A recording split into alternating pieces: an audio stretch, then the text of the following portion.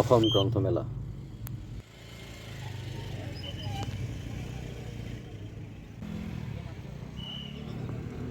গুৱাহাটী অসম গ্ৰন্থমেলাৰ আজি প্ৰথমটো দিন।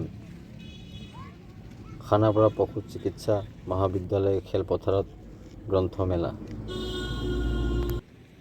এখন মই পাছ পাইছোঁ, এই পাছৰে ভিতৰলৈ যাব চেষ্টা কৰোঁ।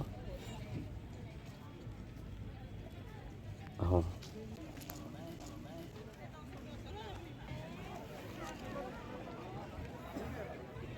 এই গ্ৰন্থমেলা 24 ডিচেম্বৰ 2025 পৰা 6 জানুৱাৰী 2026 থাকিব।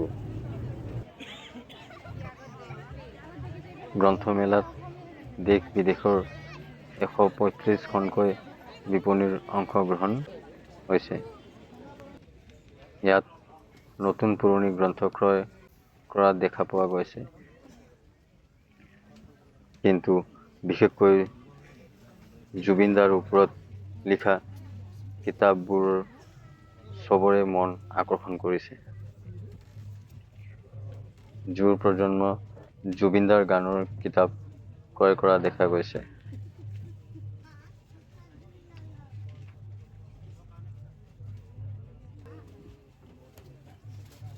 ইয়াত সম্পূৰ্ণ মহাভাৰতৰ কিতাপ তথা অন্য গ্ৰন্থ আছে।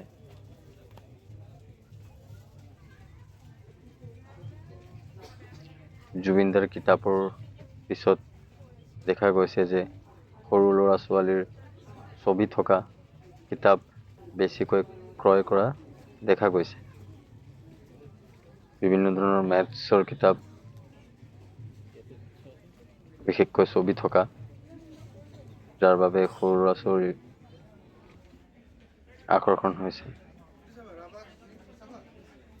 বিভিন্ন ধৰণৰ ৰামায়ণ মহাভাৰত কাৰ্টুনৰ ৰূপত দেখাবলৈ চেষ্টা কৰিছে, যাৰ বাবে সৰু ল'ৰা ছোৱালীৰো আমাৰ গ্ৰন্থৰ ফালে মন আকৰ্ষণ হৈছে।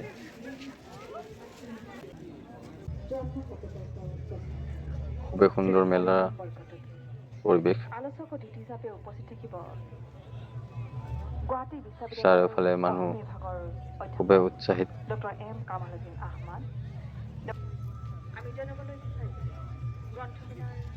1984 চনত ৰাষ্ট্ৰীয় পৰ্যায়ত প্ৰথমবাৰ গ্ৰন্থমেলা গুৱাহাটীত হৈছিল। এইটো মোৰ প্ৰথম ব্লগ, তাৰ বাবে মোৰ বিভিন্ন ধৰণৰ ভুল হৈছে, ক্ষমা কৰিব।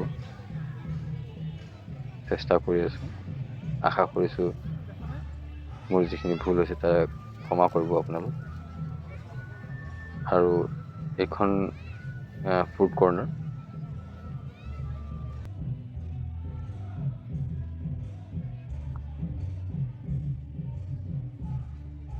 Directorate of Information and Public Relations, এখন কাৰ্যালয়। জুবিনদাৰ নামেৰে এখন মঞ্চ আয়োজিত হৈছে এইখিনিত।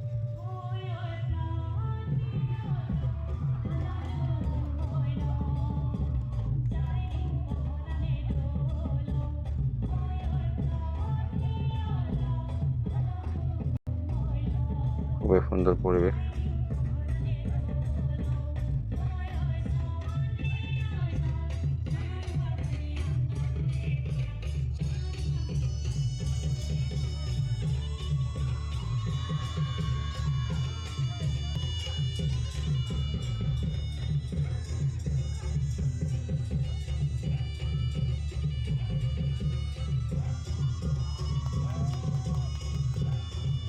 ইয়াত সৰু ল'ৰা ছোৱালীৰ খেলা ধূলাৰ বাবে সুন্দৰ ঠাইৰ ব্যৱস্থা কৰি থোৱা আছে।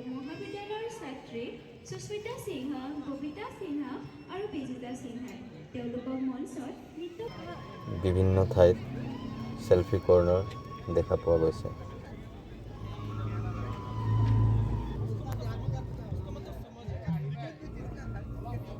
এয়া এখন দিশা পাব্লিকেশ্যনছ দিল্লীৰ বুক কৰ্ণাৰ হয়।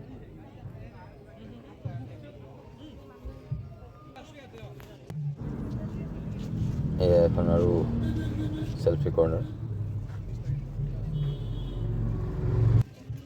ইয়াত বিভিন্ন নিউজ চেনেলৰ কেমেৰামেন, ৰিপৰ্টাৰ গ্ৰন্থমেলা কভাৰ কৰি থকা দেখিবলৈ পাইছোঁ।